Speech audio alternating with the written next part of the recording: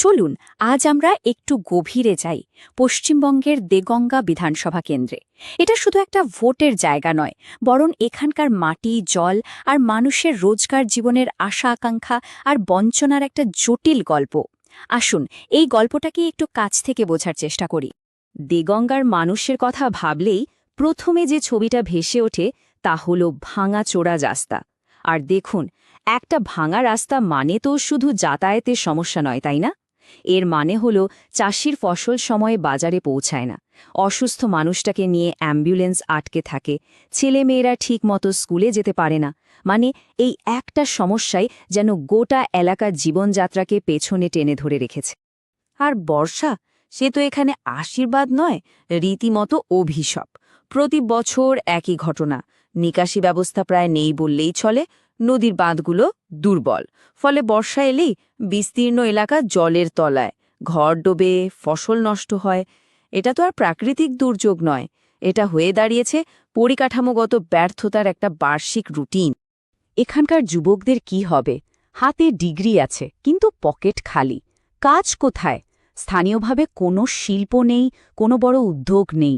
এই যে বেকারত্ব, এটা শুধু টাকার অভাব নয়, এটা একটা গভীর হতাশা তৈরি করছে সমাজের মধ্যে, ভবিষ্যৎ নিয়ে একটা অনিশ্চয়তা। আর এই সব কিছু, এই ভাঙা রাস্তা, এই বন্যা, এই বেকারত্ব, সব মিলিয়ে কোথায় গিয়ে আঘাত করে জানেন? সোজা গিয়ে লাগে মানুষের বিশ্বাসে। যখন সাধারণ মানুষ দেখে যে তাদের বেঁচে থাকার ন্যূনতম প্রয়োজনগুলোও পূরণ হচ্ছে না, তখন তো প্রশাসনের উপর থেকে আস্থা চলে যাওয়াটাই স্বাভাবিক। আর এই ক্ষয়ে যাওয়া বিশ্বাসই কিন্তু এখানকার রাজনৈতিক হাওয়া ঘুরিয়ে দেওয়ার জন্য যথেষ্ট। তো মানুষের মনের কথা তো শুনলাম, এবার চলুন একটু ডেটার দিকে তাকাই, কারণ সংখ্যা কিন্তু অনেক সত্যি কথা বলে দেয়। আসুন দেখি এই কেন্দ্রের ভোটের পরিসংখ্যানগুলো আমাদের কি ইঙ্গিত দিচ্ছে। প্রথমেই দেখুন দেগঙ্গার ডেমোগ্রাফি। এখানকার প্রায় ৭১% মানুষই মুসলিম সম্প্রদায়। তার মানে বুঝতেই পারছেন এখানকার ভোটের সমীকরণে এই সংখ্যাটা কতটা গুরুত্বপূর্ণ একটা ভূমিকা পালন করে। এখানকার মুসলিম ভোট একটা নির্ণায়ক ফ্যাক্টর। এবার দেখুন এই সংখ্যাটা প্রায় 89%, মানে ২০১৬ আর ২০২১ দুটো নির্বাচনেই প্রায় ৯০% মানুষ ভোট দিয়েছেন। এটা কি বলে? এটা বলে যে এখানকার মানুষ ভীষণভাবে রাজনৈতিক সচেতন। তারা তাদের অধিকার নিয়ে, তাদের দাবি দাওয়া নিয়ে কিন্তু খুব সোচ্চার। এই চার্টটা কিন্তু দারুণ একটা গল্প বলছে। খেয়াল করে দেখুন, ২০১৬ থেকে ২০২১-এ শাসক দলের ভোট কিছুটা কমেছে, কিন্তু অন্যদিকে প্রধান বিরোধী দলের ভোট দেখুন ৬.৩% থেকে লাফিয়ে প্রায় ১৮%, মানে প্রায় ৩ গুণ। তার মানেটা কি? তার মানে হলো পুরনো রাজনৈতিক বিশ্বাসে চির ধরছে, অসন্তুষ্ট ভোটের একটা বড় অংশ নতুন কোনো বিকল্পের দিকে ঝুঁকছে। কিন্তু আসল প্রশ্ন হলো, এই বদলটা আসছে কেন? মানুষের এই অসন্তোষের কারণটা ঠিক কি? চলুন এই হতাশার উৎসটাকেই একটু কাটাছেড়া করে দেখি। শাসক দলের নিজেদের বিশ্লেষণেই কিন্তু ব্যাপারটা পরিষ্কার। দেখুন, একদিকে যেমন পরিকাঠামো নিয়ে চরম অবহেলার অভিযোগ উঠছে, তেমনি আরেকদিকে কাটমানি সংস্কৃতিকে মদত দেওয়ার মতো মারাত্মক অভিযোগ। মানে সরকার হয়তো একদিকে কিছু জনকল্যাণমূলক কাজ করছে, কিন্তু এই দুটো জিনিস সে সব ভালোকে মানুষের চোখের সামনে থেকে একেবারেই ঢেকে দিচ্ছে। তো মানুষের রাগের মূল কারণগুলো যদি আমরা এক জায়গায় করি, তাহলে কি কি পাই? ১. কাটমানি নিয়ে তীব্র ক্ষোভ। ২. শিক্ষক নিয়োগ দুর্নীতি, যা শিক্ষিত যুবকদের স্বপ্ন ভেঙে দিয়েছে। ৩. ভোটের পরে যে হিংসার ঘটনা ঘটেছিল তার আতঙ্ক। ৪. বেকারত্ব, যা নিয়ে আগেই কথা বললাম। আর ৫. একাংশের মধ্যে তোষণ রাজনীতির প্রতি এক ধরনের বিরক্তি।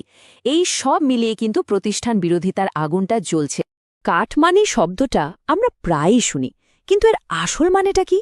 খুব সহজ ভাষায় বললে, সরকারি প্রকল্পের টাকাটা যখন গরিব মানুষের কাছে পৌঁছানোর আগে কোনো নেতা বা কর্মী সেখান থেকে একটা ভাগ নিয়ে নেয়, সেটাই কাটমানি।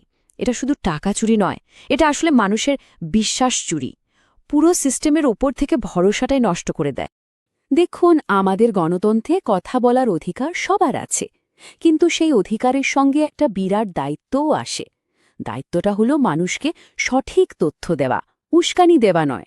আর দেগঙ্গার মতো একটা জায়গায় যেখানে নানা রকম সংবেদনশীলতা রয়েছে, সেখানে প্রত্যেকটা নাগরিকের সম্মান রক্ষা করাটা সবচেয়ে জরুরি। আচ্ছা, এই যে এত ক্ষোভ, এত অসন্তোষ, এটাকে একটা ইতিবাচক জনাদেশে বদলে ফেলা যায় কিভাবে? এখানেই আসছে একটা চতুর্মুখী কৌশলের কথা।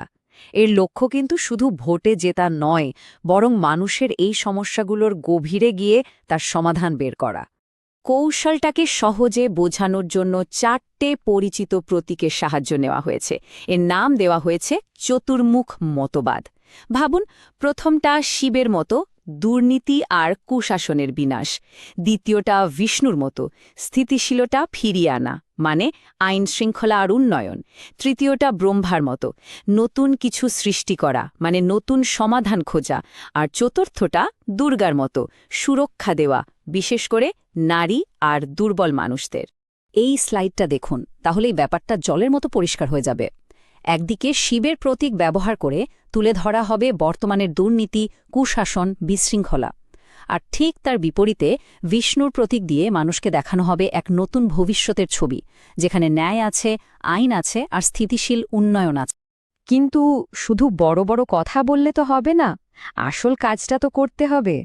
তাই কৌশলের পর এবার আসা যাক একেবারে নক্কর একটা প্ল্যানে। এটা শুধু কথার কথা নয়, এটা একটা সত্যিকারের উন্নয়নের ব্লুপ্রিন্ট। আর এই প্ল্যানটা কিন্তু আকাশ থেকে পড়া নয়, এর একটা নির্দিষ্ট টাইম লাইন আছে। যেমন ধরুন, আগামী 12 থেকে 18 মাসের মধ্যে একটা স্কিল ডেভেলপমেন্ট আর হেলথ হাব তৈরি হবে। তারপরে 6 থেকে 12 মাসের মধ্যে একটা অ্যাগ্রো প্রসেসিং ইউনিট। আর 2 থেকে 3 বছরের মধ্যে জাতীয় সড়ক 34-এর সম্প্রসারণ। সবটাই সময় ধরে বাঁধা। আর এই প্ল্যানের সবচেয়ে বড় দিকটা কি জানেন? কর্মসংস্থান। যেমন ওই যে অ্যাগ্রো প্রসেসিং ইউনিটের কথা বললাম, ওটা হলেই সরাসরি প্রায় 500টা স্থায়ী চাকরি তৈরি হবে। ভাবুন একবার, দেগঙ্গার 500টা পরিবারের মুখে হাসি ফুটবে। এই ব্লুপ্রিন্টটা শুধু রাস্তা বা কারখানা তৈরির নয়, এটা আসলে প্রত্যেকটা মানুষের কাছে পৌঁছানোর একটা চেষ্টা। মাহিষ্য সম্প্রদায় থেকে শুরু করে মতুয়া, নমশূদ্র, দলিত, মহিলা, যুবক, এমনকি যারা বিদেশে উপসাগরীয় দেশগুলিতে কাজ করতে গেছেন, সবার জন্য, সমাজের প্রত্যেকটা স্তরের জন্য কিছু না কিছু ভাবা হয়েছে। তবে হ্যাঁ, মানুষের কাছে পৌঁছানোর সময় একটা জিনিস মাথায় রাখা খুব জরুরি। সেটা হলো তাদের ব্যক্তিগত তথ্যের সম্মান। বিশ্বাস গড়তে হলে এটা প্রথম শর্ত। আমাদের দেশের যে তথ্য সুরক্ষা আইন আছে, সেটাও কিন্তু আমাদের এটাই শেখায়। মানুষের অনুমতি ছাড়া, নির্দিষ্ট কারণ ছাড়া তাদের তথ্য ব্যবহার করা অনুচিত। তাহলে এই যে এত ডেটা, এত বিশ্লেষণ, এত পরিকল্পনা, এর আসল উদ্দেশ্যটা কি? উদ্দেশ্যটা কিন্তু রাজনীতির থেকেও বড়। আসল লক্ষ্য হল এই সব তথ্যকে কাজে লাগিয়ে এমন একটা শাসন ব্যবস্থা তৈরি করা, যা সত্যি সত্যি মানুষের জীবনযাত্রার মানকে উন্নত করতে পারে। তাই শেষ প্রশ্নটা এটাই থাকছে, শুধু তথ্য, নিখুঁত বিশ্লেষণ আর মানুষের দুঃখ কষ্টের প্রতি অগভীর উপলব্ধির উপর ভিত্তি করে কি এমন একটা ব্যবস্থা তৈরি করা সম্ভব, যা দেগঙ্গার মানুষের হারানো বিশ্বাস ফিরিয়ে দেবে, তাদের একটা নতুন ভবিষ্যৎ উপহার দেবে? এর উত্তরটা সময় বলে দেবে।